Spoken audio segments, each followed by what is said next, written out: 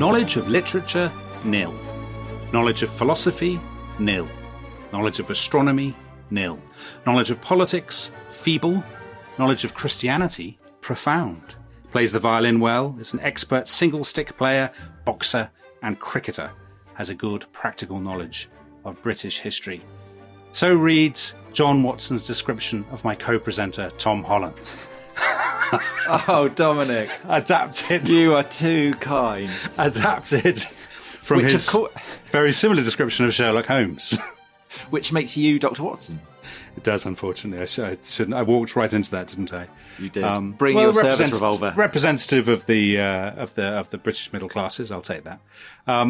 So yes, today's topic is a fictional character, but one rooted in history and obviously a historical phenomenon in and of himself, and that is, of course, Sherlock Holmes. Tom, Sherlock Holmes. We've had a lot of questions about why a history podcast is doing an episode about Sherlock Holmes, haven't we? We have, and I think one way to answer that is with another question from Ian at Elvis717. How much of the view or myth of the Victorian era stems from the Holmes stories? So I think that's a crucial part of it. I think there's a huge sense in which our sense in the 20th century, 21st century of the late Victorian period is profoundly shaped by Sherlock Holmes. But I think also, I think you could say about Sherlock Holmes that he is probably the single best known literary figure ever created globally. I think there's a lot of truth in that, actually. Maybe Jesus would be a possible alternative. But I mean, he is instantly recognizable. And so I think that, you've written about the way that Britain has created all these kind of literary myths. Yes. But Holmes is probably... Holmes is the biggest, without any question. So Holmes is the character who has been portrayed on screen more than any other, by far. I mean, there are thousands upon thousands of screen iterations of Sherlock Holmes, screen and stage. Holmes has spawned a colossal industry. There are the Sherlockian studies. We'll get back to this later, I think, but there are people who purport to believe that Sherlock Holmes is a real person and that Arthur Conan Doyle was merely, either a pen name for Dr. Watson or a kind of intermediary. There are tons of spin-offs by very distinguished writers, sort of Michael Dibdin, Michael Chabon, and so on. So the Holmes phenomenon is colossal. It has fixed in people's minds an image of a particular kind of patrician Britishness, I think. And I think you're absolutely right, Tom, that it has become, the Holmes stories have become a defining image of the late Victorian and Edwardian. I mean, the cabs, the gaslights, the smog. But which in turn, they are also a fantastic reservoir for people wanting to study the period. Because the stories are situated at the beginning of all kinds of trends that will then work themselves out over subsequent decades and centuries. So, the idea of the police, for starters. The idea of the detective, the idea of science, all of these are crucial parts of the Holmesian narratives. And Conan Doyle's genius really is to kind of knot these various strands together and create something that in a sense continues to define how people around the world think of London. London particularly, I think you're dead right about that. So let's give a bit of context. Conan Doyle, he's not Arthur Conan Doyle, is he? He starts as Arthur Doyle and he adds Conan to his surname later. He's from a poor family in Edinburgh. I think a really important thing for understanding some of the later stories is his father is an alcoholic who basically goes mad and ends up, I think, in an asylum. He goes away to Jesuit schools and then loses his faith. He becomes very anti-Catholic. Yeah, he goes to Stonyhurst and then he goes to a Jesuit school in Austria where magnificently he complains at the lack of cricket facilities. I think cricket is going to play a part in this podcast, which is... Yes, it is, which is basically one of the reasons I was so keen when you suggested it. Tiresome for some, delightful for others, I think it's fair to say about the theme of cricket. And then obviously he goes and studies medicine in Edinburgh. And this is the key turning point, isn't it? With Joseph Bell. So Joseph Bell is this, beaky, patrician kind of surgeon who is universally regarded, I think, as the inspiration for Sherlock Holmes. Conan Doyle says so himself. Yeah, he says so explicitly. I think he writes as much to Joseph Bell and basically says, you are Sherlock Holmes. So people, that's slightly disappointing because people love to speculate about these things, and they basically can't because Conan Doyle gave the game away. Yeah. But I mean, Conan Doyle. So he then becomes a doctor in Portsmouth, I think, then Southsea. Yeah. So he doesn't really know London very well, and so in a sense, his sense of London is a kind of myth maker's idea of London. Yes, it's a sort of he's a Victorian Richard Curtis. He's got a yes. He has fog instead of snow. Yeah, exactly. And the thing is that Conan Doyle, I mean, Conan Doyle makes him sound grander, doesn't it? He adds Conan, the name Conan to Doyle, and he wants to be a writer, and he obviously has literary ambitions. And all his life, I mean, Sherlock Holmes famously became this prison from which he couldn't escape, because at the same time that he's writing the Sherlock Holmes stories, he's writing what he really loves, which are his historical novels. Have you read The White Company? I have. Everyone says, oh, it's dreary. Nobody I loved it. I read it as a child, and there's a sequel, Sir Nigel. Sir Nigel. Which is brilliant. A Life of Nigel Farage by Tom Holland. It opens with an incredible account of the Black Death moving in on England. Right. And then you end up with Sir Nigel fighting with Sir John Chandos, who really existed, who was absolute epitome of English chivalry, and ends with the Battle of Poitiers and the Black Prince. And Sir Nigel captures the French king. So it's set in the 100 Years' War in the 14th century. But the first one is not quite 100 Years' War. Am I right in thinking that the Black Prince is doing something to do with Castile? That's right. Restore the King of Castile or something. Yes. So very maybe that. Yeah, that's the White Company, I think. Right. So yes, he wants to do that, doesn't he? Conan Doyle. That's his dream. And he's written, I'm trying to remember my dates, he's written A Study in Scarlet in 1887. And then he comes back. That's obviously been a big hit. That's the first Sherlock Holmes novel. And then so this is, you have to put this into context. I don't know if you've seen that brilliant. Then he does The Sign of Four, I think. A Sign of Four, I think, is a bit, it's a bit later. I don't know whether he's done some of the stories in between. We'll get attacked by Sherlockians. We will. Well, we're going to get attacked by Sherlockians. There's no doubt about that, because we don't know. We're not claiming to be Sherlockians, are we? We're historians who enjoy Sherlock Holmes, but we're not Sherlock Holmes sort of boffins. But so I don't know if you've seen that brilliant book edited by Philip Hensher about the golden age of the British short story. So it came out last year, and Conan Doyle is in there. And Henry James is in there, and lots of sort of H.G. Wells, and lots of people from this era.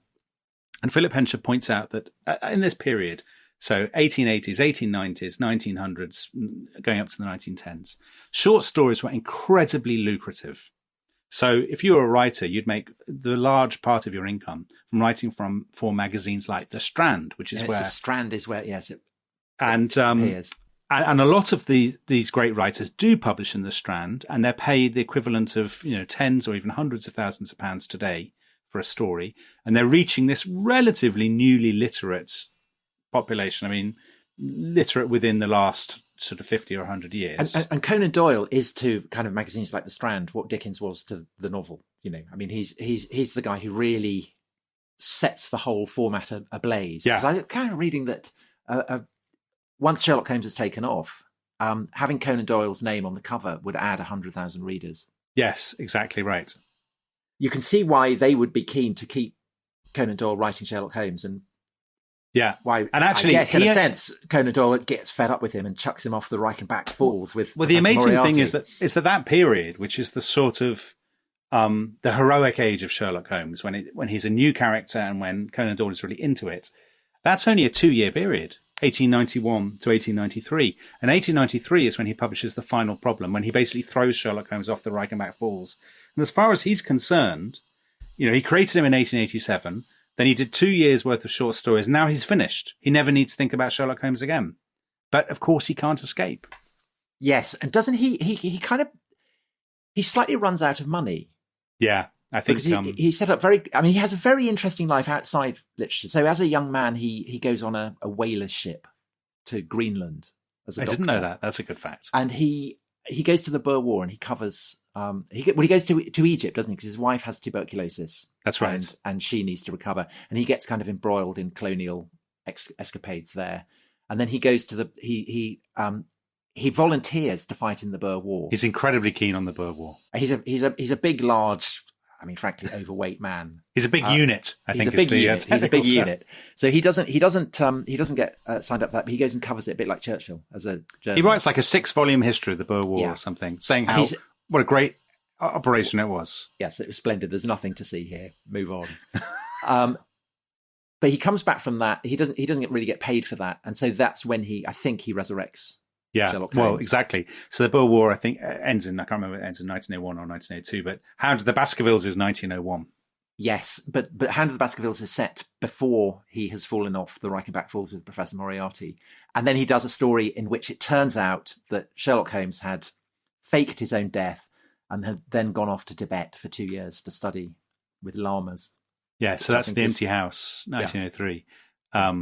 And then, and then basically he rather grumpily, continues to sort of churn out Holmes stories now and again. So right up to, I think, the case book stories, which are pretty much the last stories. And features Sherlock Holmes fighting German agents. Yeah, that's 1927. In disguise as an American. And some American critic said Sherlock Holmes seems to have taken down every conceivable American expression and uses them whenever he can. Oh my God. That's like your impersonation. That's like your American impersonation. Yeah, it is. I imagine him.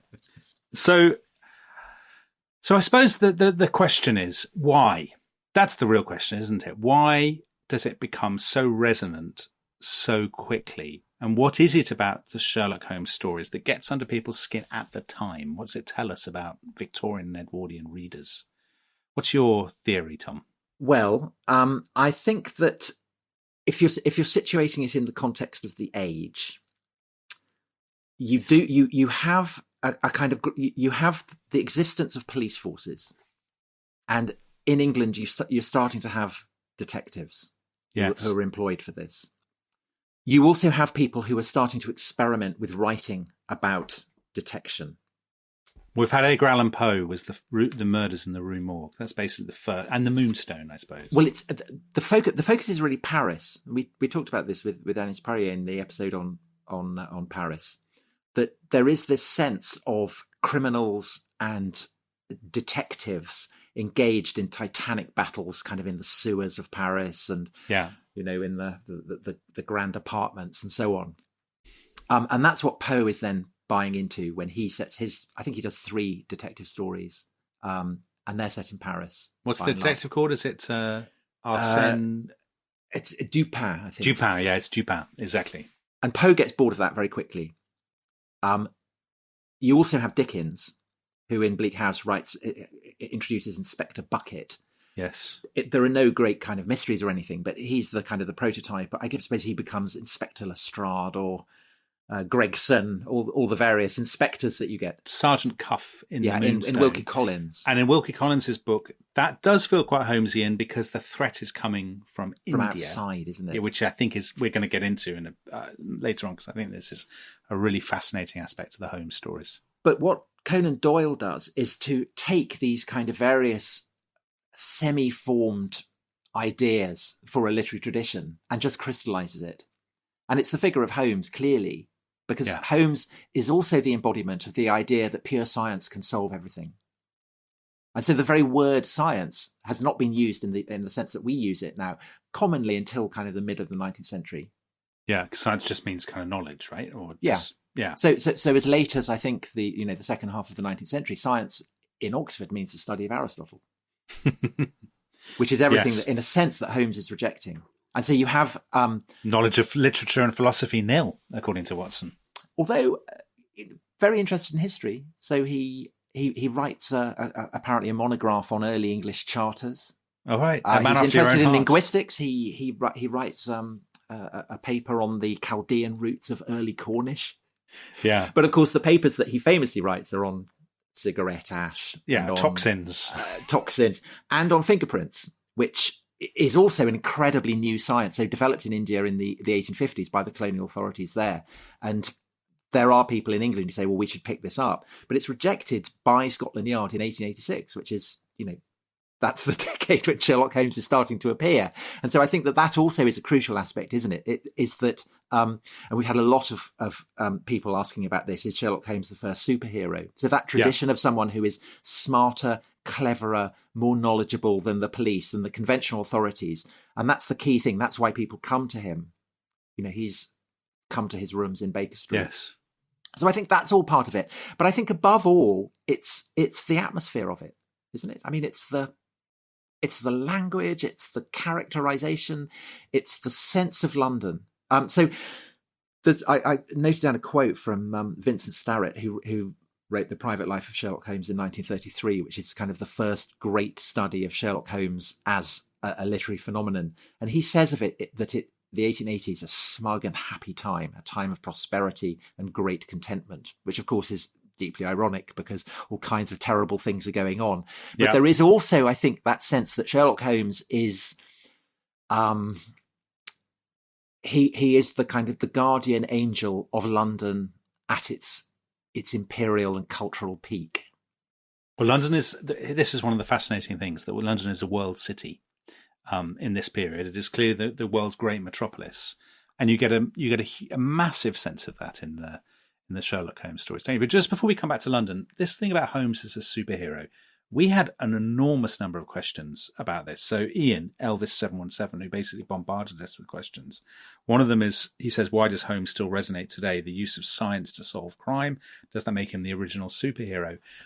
So the superhero is really, the superhero is developed a few decades later in America, a character who appears to be normal but has powers, right? And not necessarily. Batman doesn't.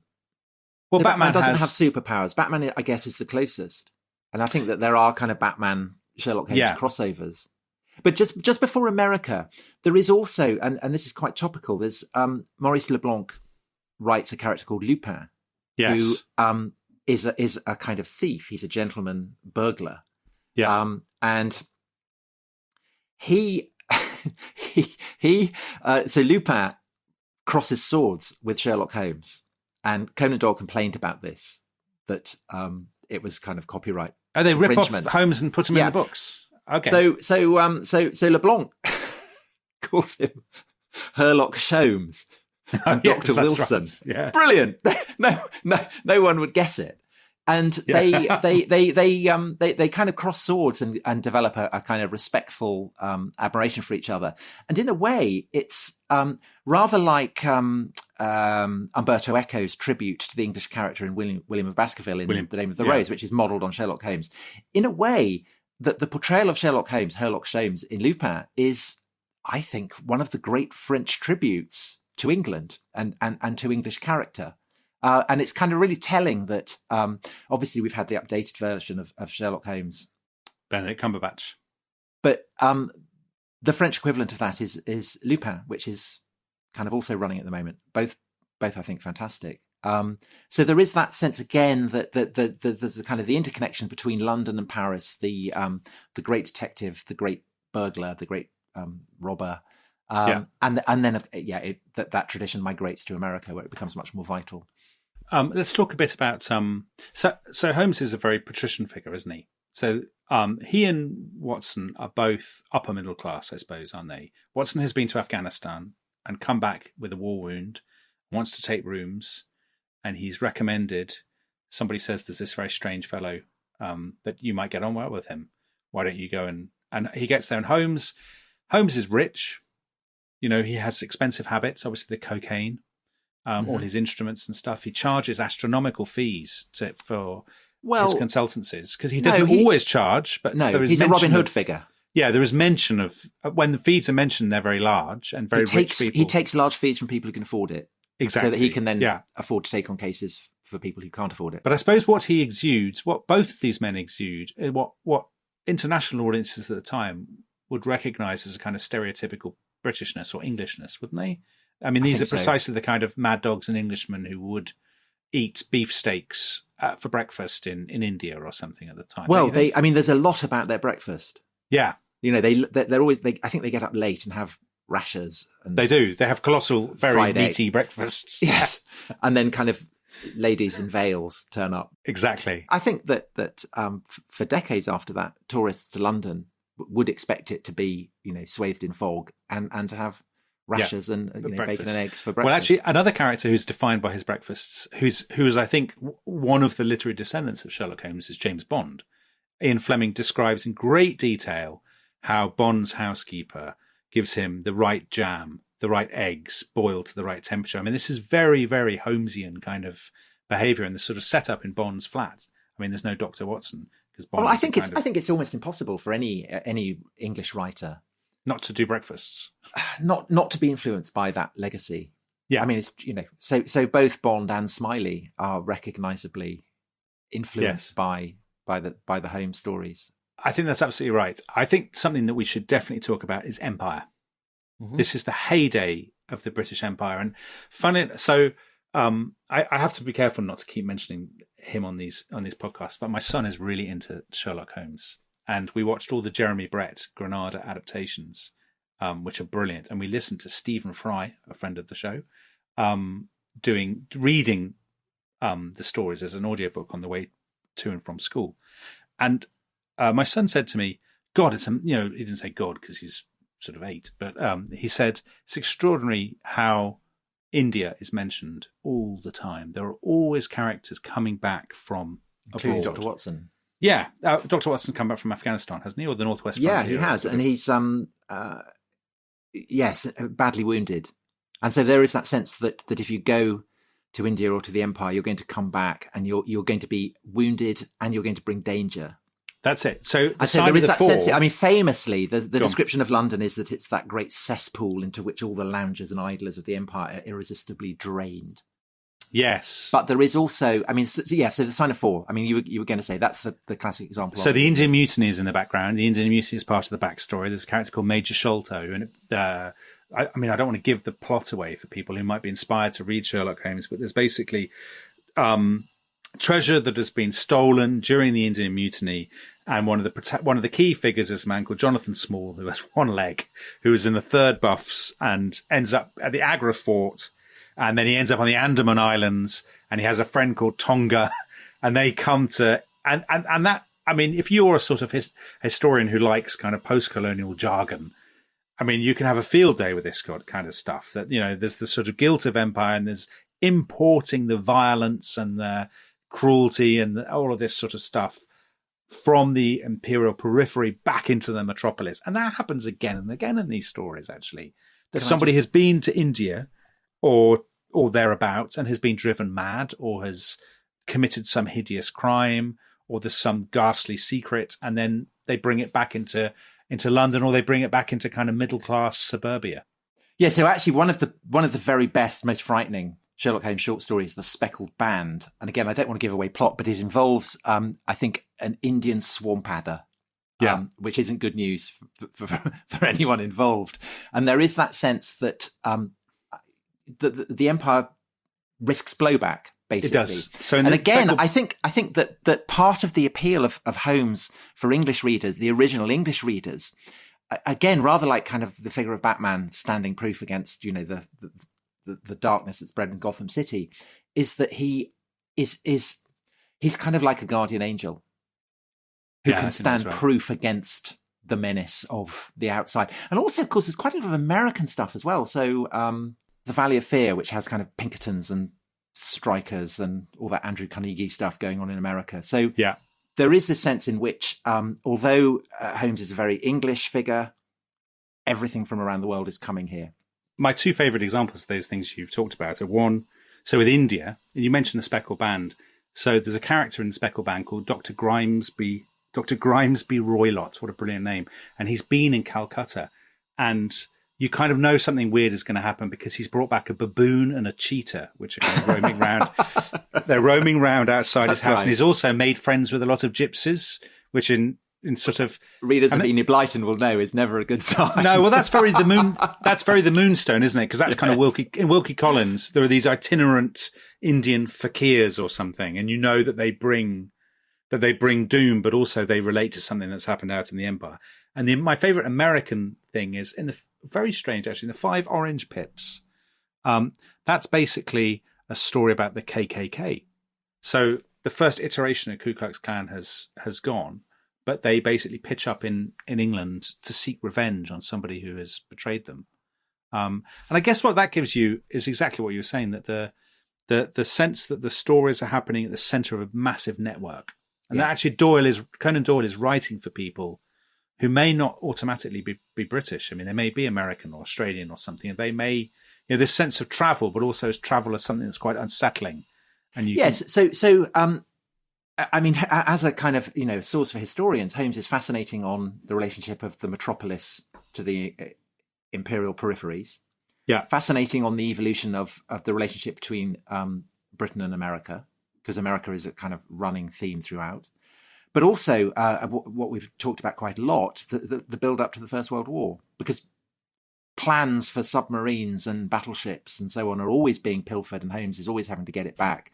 And in the kind of the wonderful sense of depth that you get with Holmes's character, lots being unsaid. There are kind of allusions to how he's been employed by the Dutch royal family to sort things out for them and that kind of thing. We've got a question from Dr. Crom, great classicist. Which Holmes case that is merely alluded to would be the best to exist as a full version by Conan Doyle himself? For me, it still has to be the giant rat of Sumatra, as mentioned in The Adventure of the Sussex Vampire. And the giant rat of Sumatra famously is the tale for which the world is not yet ready. But there's also one involving a trained cormorant, which I think would be brilliant. And there's the strange case of Isidora Pisano, who was found stark staring mad with a matchbox in front of him, which contained a remarkable worm said to be unknown to science. So that's part of the fun as well, isn't it? It is, yeah. Yeah, exactly. He works for the Prime Minister, I think, at one point, doesn't he? There's the naval treaty that goes missing, and then obviously in his last bow, when at the end there's a brilliant quote. Actually, I was going to read this because I thought it's so First World War. So at the end of his last bow, Holmes says to Watson, "Good old Watson, you are the one fixed point in a changing age. There is an east wind coming all the same. Such a wind as never blew on England yet. It will be cold and bitter, Watson, and a good many of us may wither before its blast. But," and this you see Conan Doyle's kind of jingoism, Conan Doyle says, "but it's God's own wind nonetheless, and a cleaner, better, stronger land will lie in the sunshine when the storm has cleared." I might have that read at my funeral, actually. I think that would be... I'll love that in mind. I'll bear that in mind. But also, Holmes gets given an emerald tie-pin by Queen Victoria. Does he? Yes, he foils the plot to steal the Bruce Partington. Bruce Partington papers, yeah. Bruce Partington submarine. So there's all that. It's incredibly interesting as a mirror held up to all the paranoias and the complexities and the ambivalences and the ambiguities of Britain's global role at the end of the 19th century. So I think that provides justification enough for talking about Holmes. Do you think we should have a break now, and perhaps when we come back, have a look at Conan Doyle himself? Sure, that's a great plan. All right, see you after the break.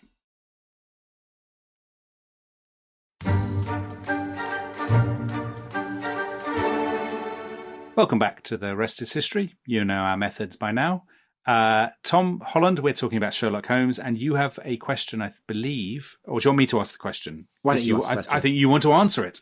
So Andrew Lycett, who I believe is a henchman or crony of yours. Well, he's a biographer of Conan Doyle. So he knows far more about this than we do. But he's a cricketing person, isn't he? He plays in the Authors, the team I play for which Conan Doyle was a founding member. Yeah, I knew you'd want to mention that. Thank so you. He asks, he knows the answer. He asks about the origin of the name Sherlock Holmes. In his opinion, the idea that he was called after two Nottinghamshire cricketers was always far-fetched. But although his creator was known for his cricketing feats, he claimed the wicket of W.G. Grace, and he played for one or two interesting teams. He's talking about his own team. He did. So talk to us about all this. Talk to us about Sherlock Holmes' names, and then I'll allow you on cricket. So the theory that Sherlock Holmes derives from two Nottinghamshire cricketers. So there was the wicketkeeper, Mordecai Sherwin, and there was the fast bowler, Frank Shacklock. So that's the theory. I don't think it's convincing. Sherwin and Shacklock, and you get Sherlock Holmes. Yeah. Except that when Shacklock then moved to play for Derbyshire, where his fellow fast bowler was called William Mycroft. Oh, right. Mycroft is Holmes' brother. So that's who knows? But I think it's likelier. Conan Doyle had various relatives. So there was some relation of his aunt or something was called Sherlock, I think, or something like that. And there was someone he was at school with at Stonyhurst who was called Sherlock. Also at Stonyhurst, there were two brothers called Moriarty. One of whom was called James. Yeah, but that's kind of unsurprising though, because authors often use the names they're familiar with. Obviously, I think the interesting thing is how the Sherlock Holmes formula became a formula. So if you look at other Edwardian or early 20th century detectives, the most famous one is Sexton Blake, which is clearly, Sexton Blake became the stuff of lots of kind of Bulldog Drummond and all that. Well, Bulldog Drummond is Bulldog Drummond is more of a James Bond antecedent, and the name isn't quite as similar. But Sexton Blake is. I think we talked before. Certainly, I basically talk all the time about the Billy Bunter stories, the Greyfriars stories. Very popular with boys and girls, I guess, in these years. And there's a detective in that who's the headmaster's brother, who's called Ferrers Lock. And there's also the detective who fights Fu Manchu, who's called Nayland Smith. So there's obviously this sort of pattern that you have a 2-syllable first name and then a 1-syllable second name. And in the Anthony Buckeridge Jennings stories, which are written, have you ever heard of those, Tom? Jennings and Derbyshire? In the 1950s and 60s about schoolboys. They try to invent their own Sherlock Holmes style detective. And the first name they come up with is Nehemiah Bultitude. And they agree that this is a terrible name for a detective. And the next name is Egbert Snope. And they agree that that's also. And they settle for Flixton Slick, which is, again, kind of 2 syllables, then 1 syllable. So that is interesting, but I don't think it's the most interesting. I think it's very interesting. I think you're think the most interesting aspect is, as Andrew pointed out, the link to cricket. I was trying to take you off that. But also, more generally, Conan Doyle was an incredibly active sportsman. So he played almost every sport. Yeah. So he played cricket, played rugby, made Watson a rugby player. Yes. Played football. I think he played... He played for Portsmouth. An antecedent of Portsmouth or something. Yeah. So he helped set up the club there. He played golf and reputedly is one of the first people to have played golf in America. He played with Kipling. I think lost to Kipling. Wow. When Kipling Who knew Kipling was so good at golf? And he was an early adopter of skiing, early British. Well, obviously he'd been to Switzerland, hadn't he? Yeah, hence the Ragamac Falls. That up. But really, it's the cricket for which he's chiefly known. And he wasn't a bit like me. He was terrible at school, right? Took it up and became a great player. So there's hope for you yet, Tom. Well, I've become a great player, Dominic. Yeah. And his greatest feat, which Andrew alludes to in his question, is that he got the wicket of W.G. Grace. And Grace was, for American or non-British listeners, probably the most famous Englishman. Yeah, an absolutely titanic figure. Massive, large in the way that Conan Doyle was large, or Nigel Bruce in the Basil Rathbone adaptations. Massive, great beard, a colossal figure, and so to get him out was the greatest thing that any cricketer could want.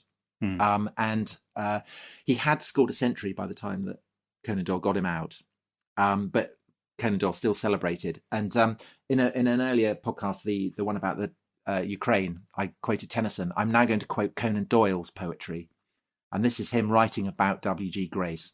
Before me he stands like a vision, bearded and burly and brown, a smile of good-humoured derision, as he waits for the first to come down, with the beard of a Goth or a Vandal, his bat hanging ready and free, his great hairy hands on the handle, and his menacing eyes upon me.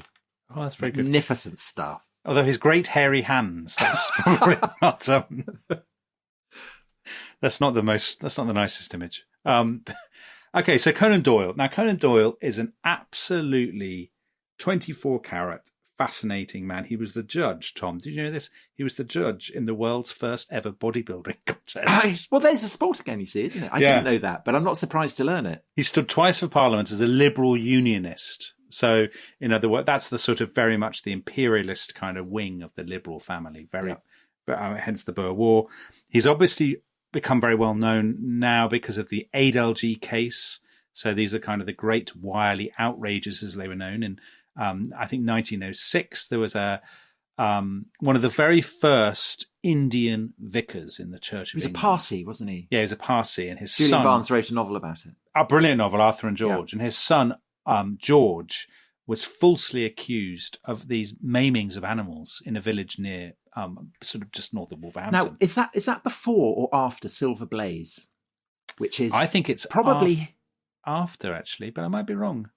Contains the famous passage, which is incredibly useful for historians always to bear in mind, about the dog that doesn't bark in the night. Yes, the curious incident of the dog in the night. It's actually 14 years after. I've just looked it up. So Conan Doyle obviously was remarkably prescient. Yes, the curious thing is that the dog doesn't bark. And of course, that for historians, you're right. How many of us have used that? Yeah. You know, that as the thing that didn't happen is the really interesting thing. And the other one is, it is a capital mistake, my dear Watson, to theorise before one has the facts. That's very good. Well, that's a lesson to us all, isn't it?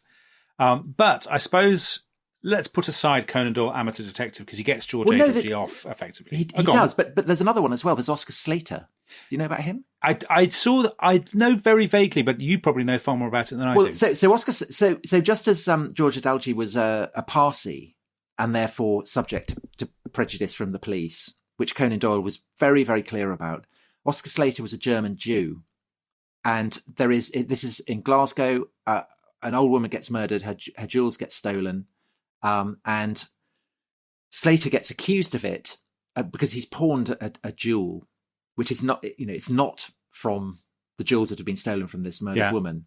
But the police, basically because he's a German Jew, finger him for it. And he crosses America, he gets arrested when he lands in New York, gets sent back to Glasgow, gets convicted. And Conan Doyle leads the campaign to get him free. And it takes a very, very long time before he is. When he finally gets released, Conan Doyle has put up some money basically to pay for the retrial, and is then outraged because Slater doesn't pay him back. And so Conan Doyle said of Slater that he is not a murderer, but an ungrateful dog. Well, I suppose you'd take that, wouldn't you? I mean, if you're out and you're free. You probably would. But those two miscarriages of justice, I think, are really interesting because we've slightly cast Conan Doyle as he's clearly an enthusiast for empire, but he's also a man who's evidently very, very sensitive and alert to miscarriages of justice and racially based miscarriages of justice. Yeah, so, I think that's absolutely right. I think a very interesting man. I think it's easy to paint Conan Doyle as a comic figure, and actually we shouldn't do that. Although that said, the one thing that most people know about Conan Doyle, apart from Sherlock Holmes, is the fairies and seances and all of this carry on, which has allowed people to perceive him as a comic figure.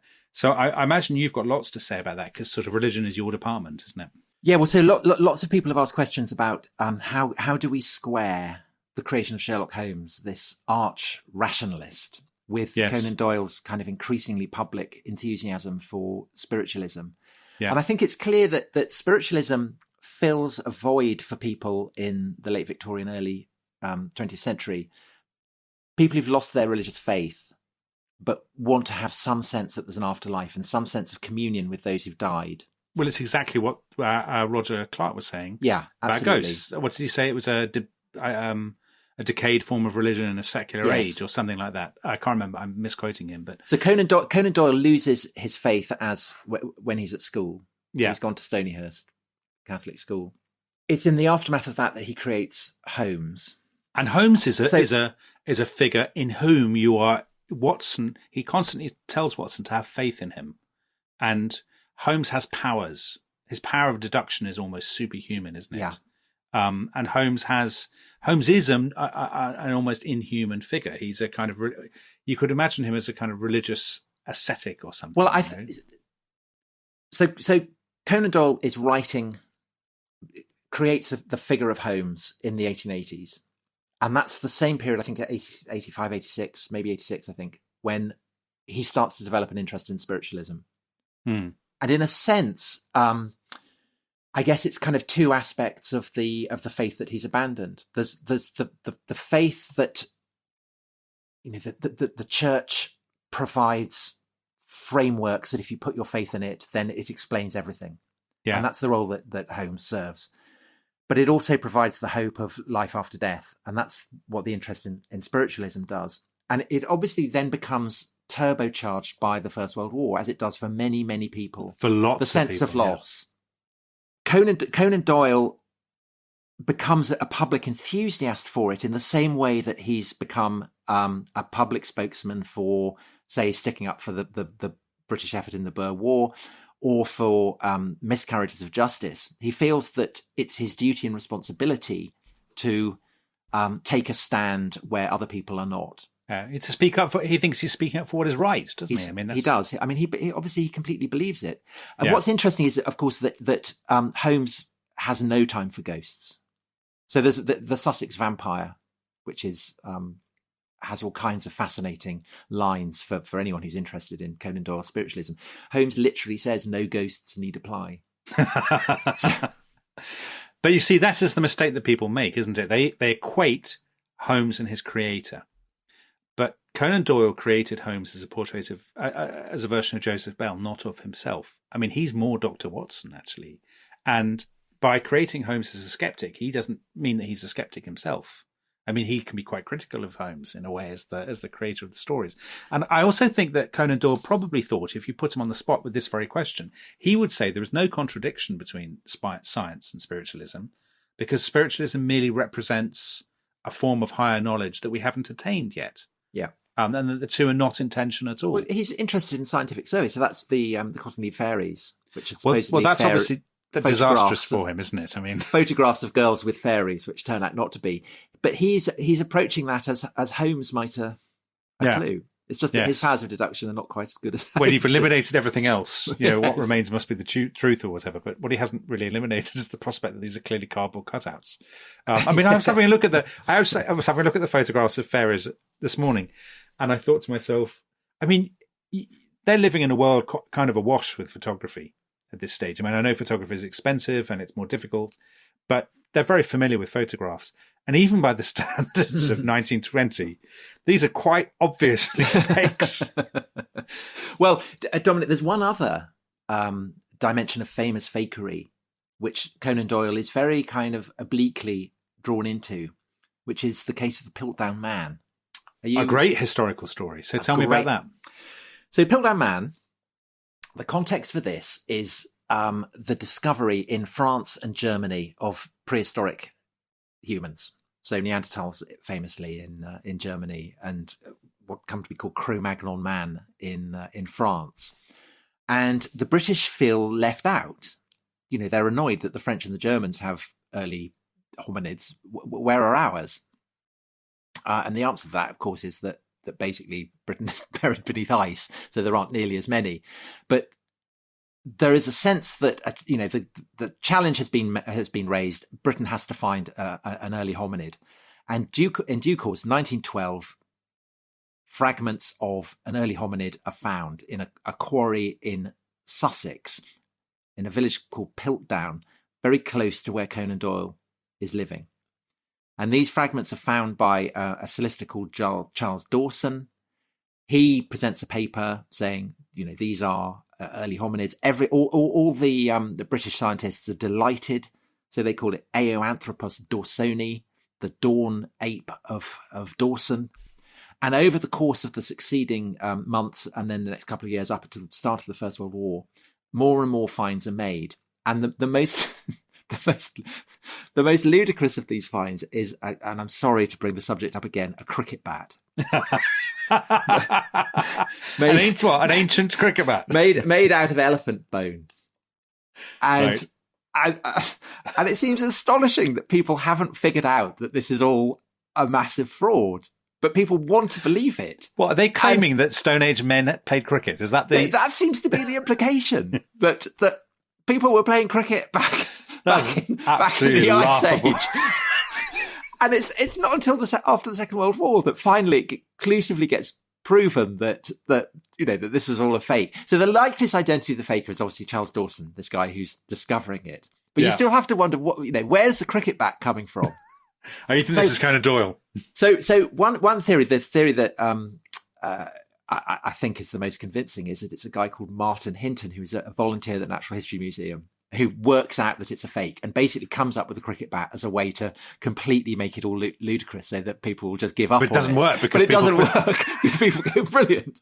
But the other theory is that it was Conan Doyle who was trying to, who was kind of playing Moriarty, that he was, putting out, misleading people, and that the cricket bat was put in as a clue to his identity. But I don't see Conan Doyle doing that, because Conan Doyle's quite straight, isn't he? He's not. Yes. He plays a straight bat. Yeah. Yes, very good.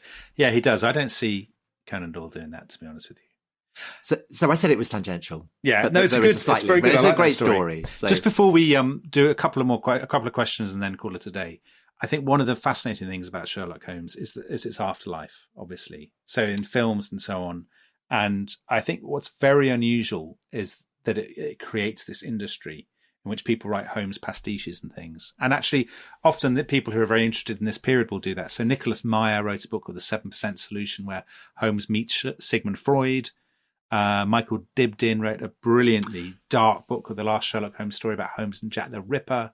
Well, Jack the Ripper, I was going to mention Jack the Ripper, because in a sense, the afterlife of Jack the Ripper is a riff on Sherlock Holmes, I think. It is. It absolutely is. I mean, the fog, the alleys, the sort of sense of opium dens in the background. So that's 1888. So that's a couple of years after Study in Scarlet. It's absolutely of the period, isn't it? But I think the whole, because we had Hallie Rumenhold on, who wrote a brilliant book 5 about the victims. And one of the reasons why the victims get occluded is because it's all about the villain and supposedly the person hunting him. So it's essentially the template is Holmes and Moriarty being wrapped onto it. It absolutely is. And I think we didn't really talk about Moriarty much. It's really interesting that Moriarty, who actually features so little in the Holmes stories. I mean, I think he's pretty much only in the episode of the Reichenbach Falls story. Yeah. That he has come to overshadow the series to such an extent. And I think obviously the fact that he's called Moriarty gives you some indication of the anxieties of Conan Doyle at the time. I mean, Conan Doyle was a liberal unionist, and the reason the liberal unionists broke from the Liberal Party is over Home Rule for Ireland. Yeah. And I think it's no coincidence that he's called Moriarty. So he's both of London and not of it. He's not Indian, he's not Afghan, but he's Irish.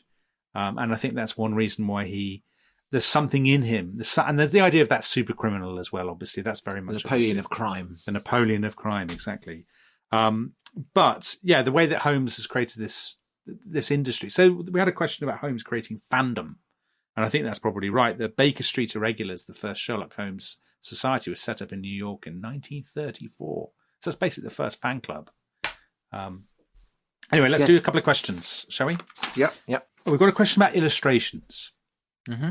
Cora Beth, how much do you think Paget's illustrations contributed to the success of the stories? Massively, right? The look of Holmes, yeah. Yes, because he's it's Paget who creates the look of Holmes. It doesn't correspond. It's a bit like Dracula. He doesn't wear Bela Lugosi doesn't correspond to Bram Stoker's description, and Paget's portrayal of Sherlock Holmes doesn't correspond to Conan Doyle's. No, but there's an interesting story about Paget that apparently the guy who commissioned him thought that he was getting another Paget who was the illustrator for some magazine on the expedition to rescue General Gordon. Is that so? Yeah, and it was the wrong Paget, and they got the wrong one. So it's like Scoop.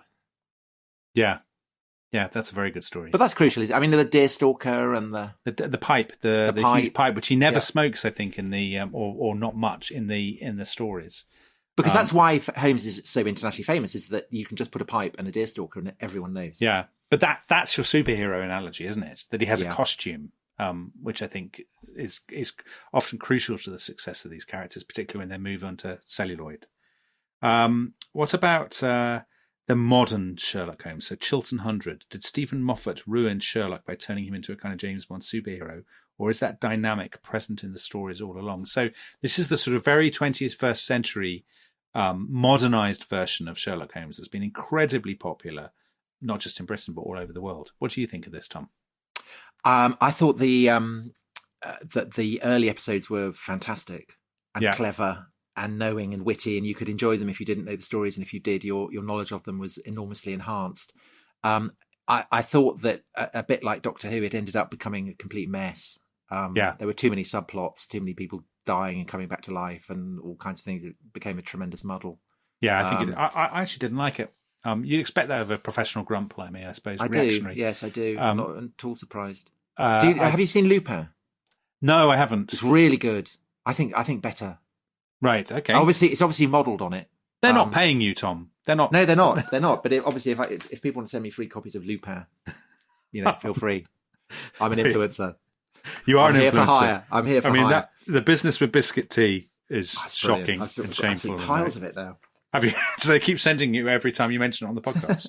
Are you going to get more? Biscuit tea. Let's see. Buy it, guys. Can I end on a personal note? Do. Is it going to be very moving? No, it's not. Okay. But it's to do with where I live in Brixton. And Study in Scarlet is set in a house in Brixton, Lauriston Gardens.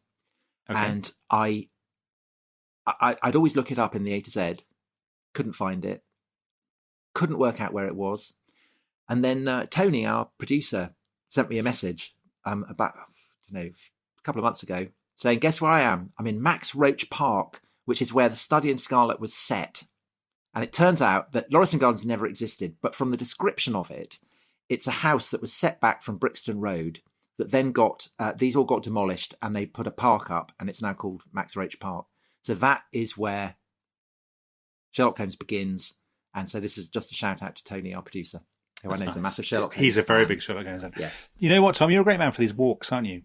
You love a walk. And I know we're going to do a Sherlock Holmes walk. We should do a podcast of a Sherlock Holmes walk. I mean, basically, if you're not interested in Sherlock Holmes, too bad. But if you are, for the 3 remaining listeners who've stuck with us to the end of the podcast, you really do have a treat to look forward to. Because that'd be a great idea. Let's do that. Let's Sherlock Holmes walk. Tom loves these walks. He's already thinking about it, even as I speak. I am. That's a very, very fun. The phone is going, so I think I should call it a day. The game's afoot. Goodbye.